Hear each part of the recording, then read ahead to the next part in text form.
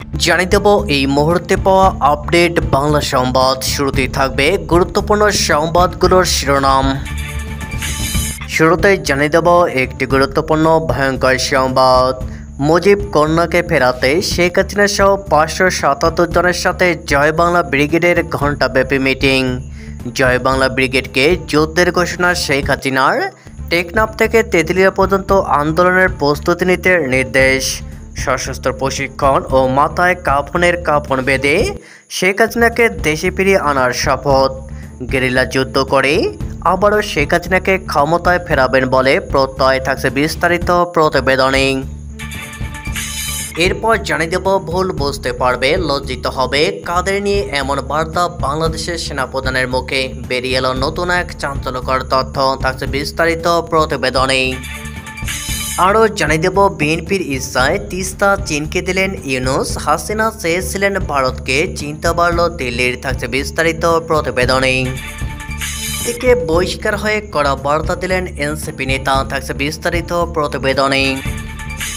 এবং সবশেষে জানিয়ে দেব আইন উপদেষ্টার পদত্যাগের দাবিতে সচিবালয় অভিমুখে পদযাত্রা। তবে কি আজ রাতেই পদত্যাগ করতে যাচ্ছেন আইন উপদেষ্টা, থাকছে বিস্তারিত প্রতিবেদনে। এতক্ষণ শুনছিলেন সংবাদ শিরোনাম, এবারে বিস্তারিত। মুজিব কন্যাকে দেশে ফেরাতে শেখ হাসিনা সহ 577 জনের সাথে জয় বাংলা ব্রিগেডের ঘণ্টাব্যাপী মিটিং। জয় বাংলা ব্রিগেডকে যুদ্ধের ঘোষণা শেখ হাসিনার। টেকনাফ থেকে তেঁতুলিয়া পর্যন্ত আন্দোলনের প্রস্তুতি নিতে নির্দেশ। সশস্ত্র প্রশিক্ষণ ও মাথায় কাফন বেঁধে শেখ হাসিনাকে দেশে ফিরিয়ে আনার শপথ। গেরিলা যুদ্ধ করে আবারও শেখ হাসিনাকে ক্ষমতায় ফেরাবেন বলে প্রত্যয়। জয় বাংলা ব্রিগেডের জুম মিটিংয়ে অংশ নেন ক্ষমতাচ্যুত সাবেক প্রধানমন্ত্রী শেখ হাসিনা সহ 577 জন।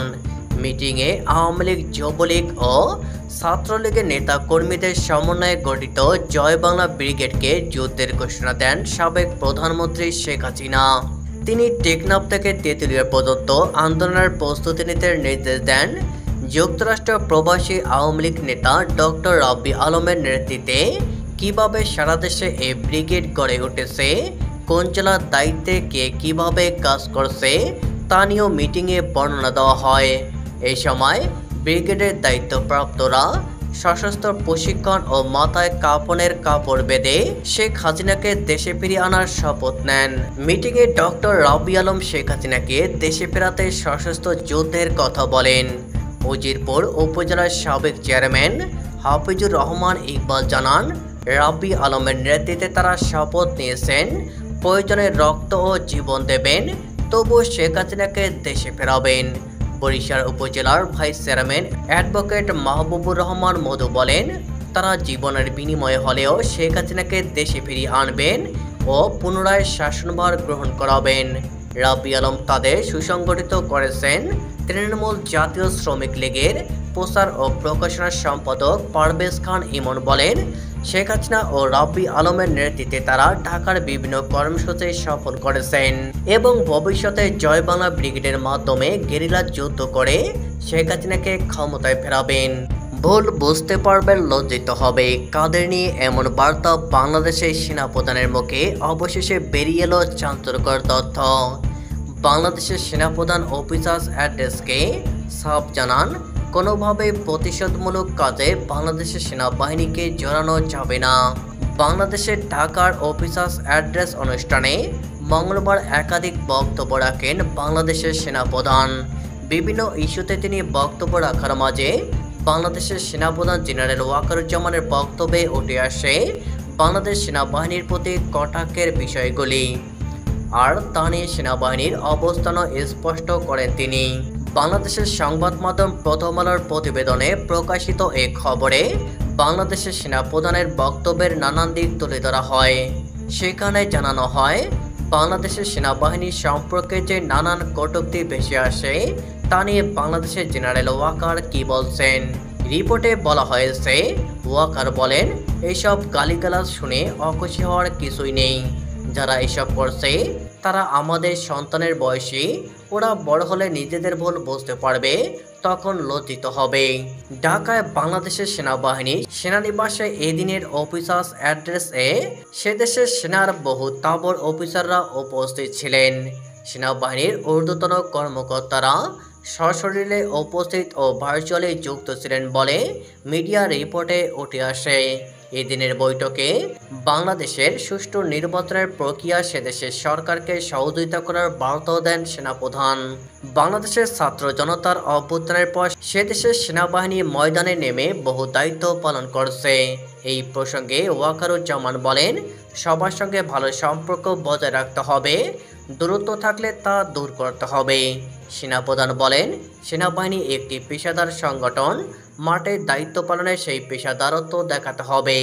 তার সাব বার্তা, কোনোভাবে প্রতিশোধমূলক কাজে বাংলাদেশের সেনাবাহিনীকে জড়ানো যাবে না। বিএনপির ইচ্ছায় তিস্তা চীনকে দিলেন ইউনূস, হাসিনা চেয়েছিলেন ভারতকে, চিন্তা বাড়ল দিল্লির। বাংলাদেশের বহু আলোচিত তিস্তা প্রকল্প চীনের অর্থ ও প্রযুক্তির সাহায্যে করার সিদ্ধান্ত নিল মোহাম্মদ ইউনূসের সরকার। বহুমুখী এই নদী পরিকল্পনা তিস্তা মহাপরিকল্পনা হিসাবে পরিচিত। প্রকল্পটির প্রথম পর্যায়ের কাজের জন্য বেইজিংকে চিঠি পাঠিয়েছে ঢাকা। প্রথম পর্যায়ের জন্য খরচ ধার্য করা হয়েছে ৯,১৫০ কোটি টাকা। এর মধ্যে চীনের কাছ থেকে ৬,৭০০ কোটি টাকা চেয়ে চিঠি পাঠিয়েছেন বাংলাদেশের পরিকল্পনা বিষয়ক উপদেষ্টা ওয়াহিদুদ্দিন মাহমুদ। সেচ, বন্যার নিয়ন্ত্রণ ও পানীয় জল সরবরাহের উদ্দেশ্যে এই মহাপরিকল্পনা তৈরি করা হয়। ভারতের তিস্তার জলবন্টন নিয়ে নতুন কোনো চুক্তি না হয়। বাংলাদেশে বহু বছর ধরে এই প্রকল্প বাস্তবায়িত হবে। বছরের পর বছর সেখানে চীনাদের উপস্থিতি ভারতের নিরাপত্তার জন্য ঝুঁকিপূর্ণ হতে পারে মনে করেন আঞ্চলিক নিরাপত্তা বিশেষজ্ঞদের অনেকেই। সেখান থেকে ভারতের বহু আলোচিত চিকেন নেক বেশি দূরে নয়। উত্তরবঙ্গে হাসিমারা সামরিক ঘাঁটিও বেশি দূরে নয়। তিস্তা প্রকল্প বাস্তবায়িত হলে বাংলাদেশের উত্তর ভাগের জেলা রাজশাহী, রংপুর, চাঁপাইনবাবগঞ্জ প্রভৃতি জেলার ভেতর দিয়ে যাবে। কিভাবে এই প্রকল্প বাস্তবায়ন করা হবে তা নিয়ে দীর্ঘদিন ধরে আলোচনা চলছিল। বলতে গেলে চীন ও ভারতের মধ্যে এ নিয়ে অদৃশ্য লড়াই চলছিল প্রকল্পটি হস্তগত করতে। একটা পর্যায়ে ভারত ও জাপানের যৌথভাবে এই প্রকল্প বাস্তবায়নের প্রস্তাব নিয়েও কথা হয়। গত বছর ক্ষমতা হারানোর দিন কয়েক আগে চীন সফর শেষে দেশে ফিরে শেখ হাসিনা প্রকাশ্যে জানিয়েছিলেন তিনি চান ভারত প্রকল্পটি বাস্তবায়ন করুক। এদিকে বহিষ্কার হয়ে কড়া বার্তা দিলেন এনসিপি নেতা। গুরুতর শৃঙ্খলা ভঙ্গের অভিযোগে জাতীয় নাগরিক পার্টি এনসিপি থেকে বহিষ্কার হয়েছেন দলটির যুগ্ম সদস্য সচিব মাহিন সরকার। ঢাকা বিশ্ববিদ্যালয়ের কেন্দ্রীয় ছাত্র সংসদ ডাকসু নির্বাচনে সাধারণ সম্পাদক জিএস পদে মনোনয়নের পর তার সঙ্গে এই ঘটনা ঘটে। এই বিষয়ে নিজের ভেরিফাইড ফেসবুক অ্যাকাউন্টে করা প্রতিক্রিয়া জানিয়েছেন মাহিন। সোমবার ১৯ আগস্ট রাতে দেওয়া পোস্টে মাহিন লেখেন, আমি তাদের একজন যারাতে অভ্যুত্থানের ব্যানারে বৈষম্যবিরোধী ছাত্র আন্দোলন গঠিত হয়েছিল। অন্তত আমার কথাগুলো পড়ার সুযোগ দেওয়া উচিত ছিল। পোস্টে মাহিন সরকার বলেন, মাহিন সরকারের তার অনাগত সন্তানদের কাছে বলার মতো গল্প আছে। মাহিন সরকার ঢাকা বিশ্ববিদ্যালয়ের ক্যাম্পাসকে তার রক্ত দিয়ে রাঙিয়েছে। গান পয়েন্টে ৬ জন সমন্বয়কের কর্মসূচি প্রত্যাহারের পর মাহিন সরকার বলেছিল মানি না। মাহিন সরকার সহ ৪ জন সমন্বয়কই বাকি সমন্বয়কদের বৈধতা দিয়েছেন। আইন উপদেষ্টার পদত্যাগের দাবিতে সচিবালয় অভিমুখে পদযাত্রা। আইন উপদেষ্টা ডক্টর আসিফ নজরুল ও বিচারপতিদের পদত্যাগের দাবিতে সচিবালয় অভিমুখে পদযাত্রা করেছে জুলাই অভ্যুত্থানের শহীদদের পরিবারের সদস্যরা।